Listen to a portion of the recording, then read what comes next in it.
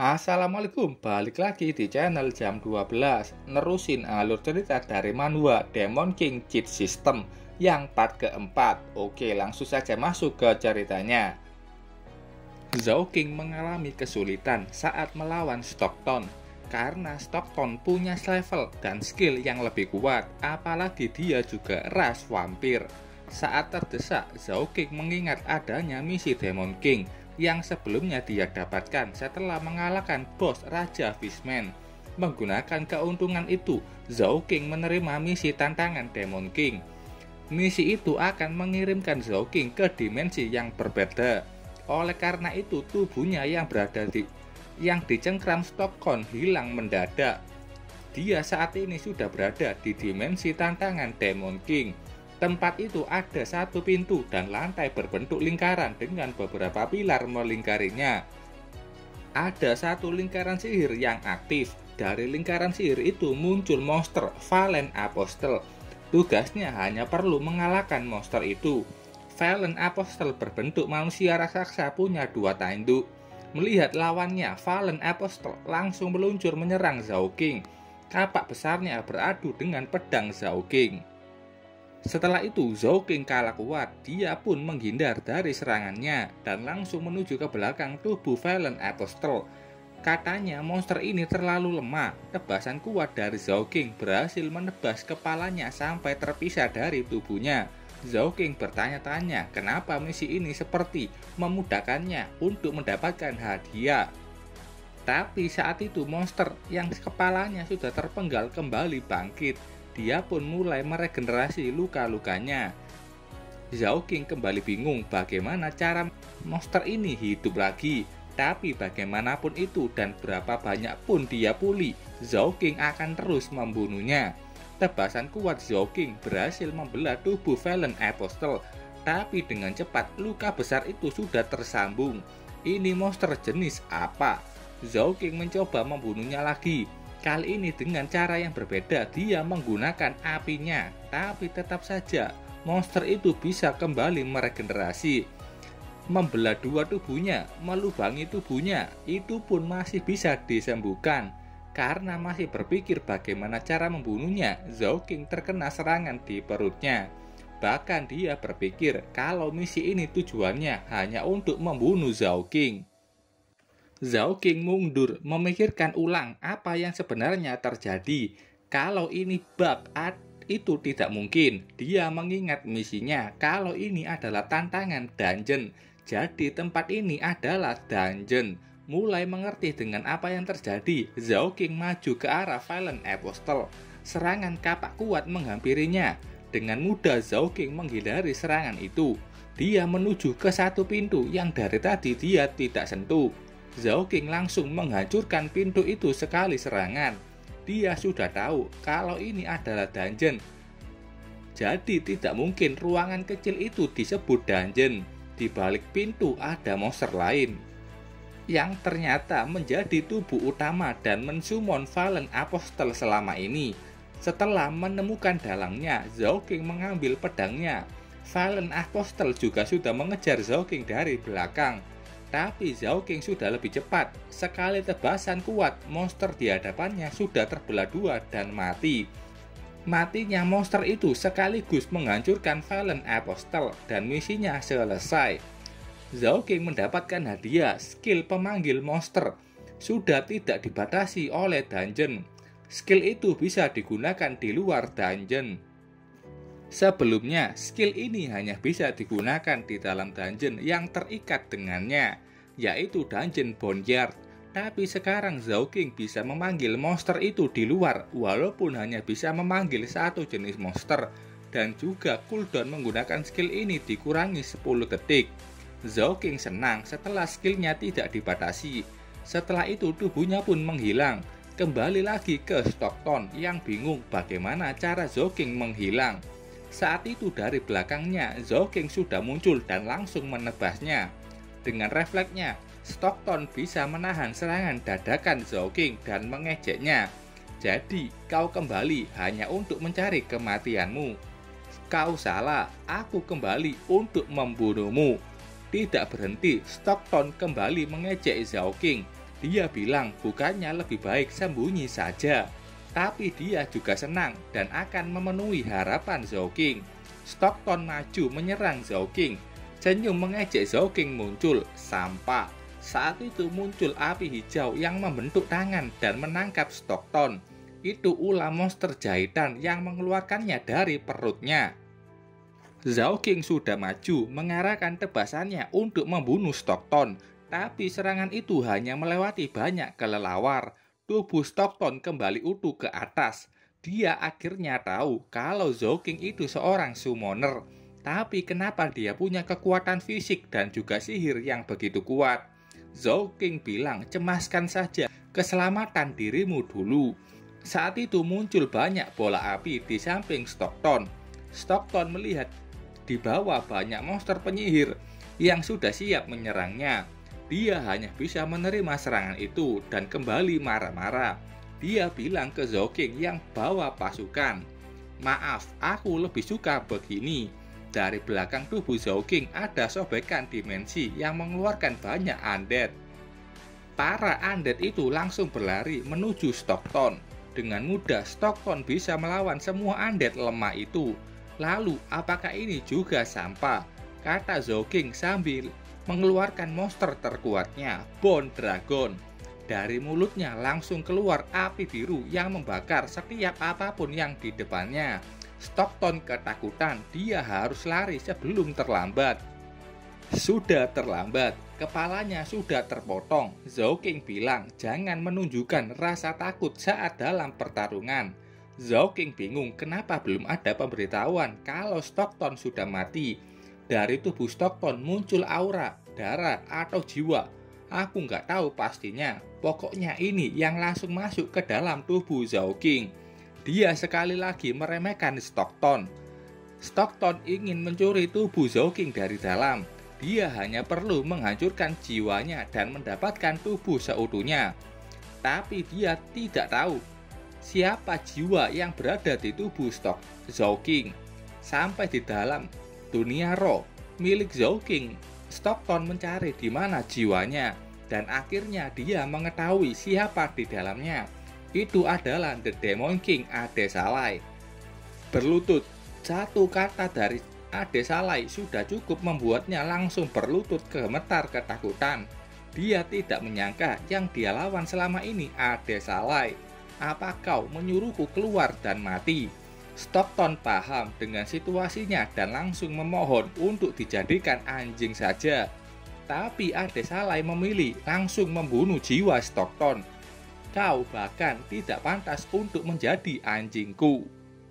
Setelah itu, Stockton dia yakini sudah mati.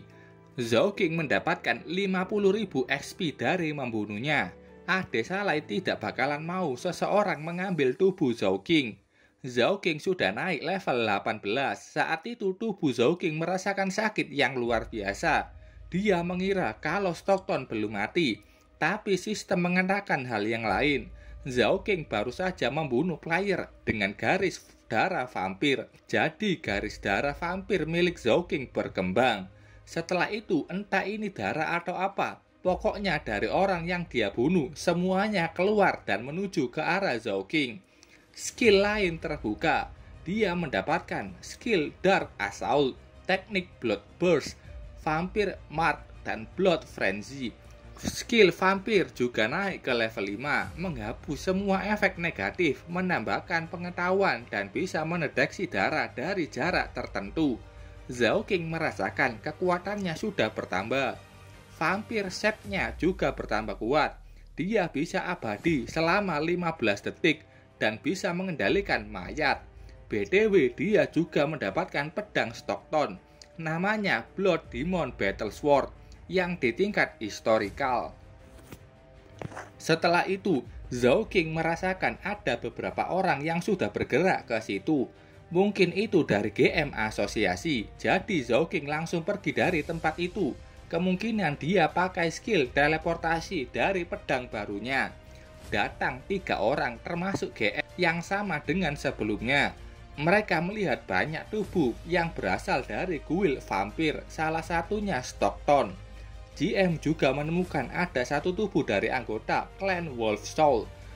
GM menyuruh anak buahnya memberitahu ketua tentang ini, karena kalau ada yang berani menyentuh anggota dari klan Soul Wolf, orang itu pasti akan bergerak. Yang dimaksud itu adalah guild masternya, salah satu awakener bernama Beast Godmad. Sementara itu di tempat lain yang tampak mewah, di sebuah kolam renang ada satu orang pirang kekar yang memangku cewek sedang menghubungi seseorang. Dia ini Liu Yi, orang yang memimpin kelompok manusia menyerbu dungeon Adesalai. Liu Yi sudah dapat kabar sepupunya terbunuh. Walaupun dia tidak peduli dengan itu, tapi Liu Yi masih penasaran siapa yang berani membunuhnya. Kalau ada bawahannya yang mati, itu artinya menentangnya. Yang menghubungi Liu Yi adalah orang tua misterius. Dia bilang, tenang saja, ada orang lain yang akan mengurusnya. Apalagi orang itu juga membunuh anggota klan Soul Wolf. Kakek ini bertanya, apakah Liu Yi yakin menjual senjata ini? Liu Yi bilang sudah yakin. Dia sudah meneliti senjata itu bertahun-tahun, tapi tidak tahu cara menggunakannya. Senjata itu cuma mengenali pemiliknya dan tidak akan berguna bagi Liu Yi.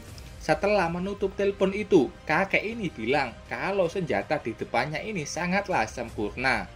Balik lagi ke Zhao King yang sudah ada di depan rumah Miyamoto, yang ternyata sangatlah besar. Sebelum mengetuk pintu itu sudah terbuka. Muncul paman berkumis yang sudah tahu siapa Zhao King dan mengatakan kalau Nona Miyamoto sudah menunggunya. Dia paman Liu, penjaga rumah Miyamoto. Liu Shengchan, level 50, profesinya Dekon. Aku tanya Wikipedia dan katanya Dekon atau Daikon itu arti kata dari pelayan. Paman Liu bertanya apakah benar Zhao King membantu nonanya menyelesaikan misi awakennya. Zhao King bilang itu benar, tapi perbuatannya itu bukanlah apa-apa. Tapi itu tidak bagi keluarga Miyamoto. Paman Liu menjelaskan kepala keluarga Miyamoto sebelumnya sudah mati terbunuh oleh Adesalai. Zhao King awalnya ketakutan kalau saja dia ketahuan. Tapi setelah mendengar cerita selanjutnya dia sangat bingung. Kata paman Liu, kepala keluarga ikut penyerbuan Adesalai 10 tahun yang lalu. Beliau terbunuh di sana dan hanya 5 player yang selamat. Ini cerita yang aneh. Di chapter awal kita juga melihat pihak manusia banyak yang masih hidup karena Adesalai diancam keluarganya akan dibunuh Liu Yi. Setelah Adesalai terbunuh, dia pun sudah yakin banyak player yang masih hidup. Apapun yang terjadi di sana setelah dia mati itu masih misterius, dan sekarang Zhao King tidak perlu merasa bersalah lagi. Paman Liu memberitahu itu saja dan bilang kalau Nona Miyamoto itu hidupnya sangat menyedihkan dan dia membesarkannya dari kecil. Jadi paman Liu tidak akan membiarkan siapapun berbuat jahat padanya. Zhao King merasakan niat membunuh kuat dari paman Liu dan bingung kenapa perlakuan paman Liu seperti ke calon suami nonanya. Saat itu dia mendengar suara yang sangat akrab dari belakang. Itu suara Xiao Xiao yang bersama dengan Budi. Xiao Xiao berlari memeluknya. Dia sangat cemas dengan kakaknya dan baguslah kalau kakaknya baik-baik saja. Zhao King menenangkan adiknya yang menangis dan bilang orang-orang jahat itu sudah pergi dan tidak akan mengganggu Xiao Xiao. Dia harus pergi menemui Miyamoto. Paman Liu melihat kedekatannya dengan adiknya. Tentu saja Zhao King akan membunuh siapapun yang berani mengganggu adiknya. Paman Liu menyukai Zhao King. Dia pun mengantar ke ruangan Miyamoto berada. Di dalam sudah ada Miyamoto yang sudah menunggu. Miyamoto sangat gugup. Dia kayak lagi berkencan dengan Zhao King. Setelah itu dia bertanya bagaimana cara Zhao King membunuh Stockton yang level 40.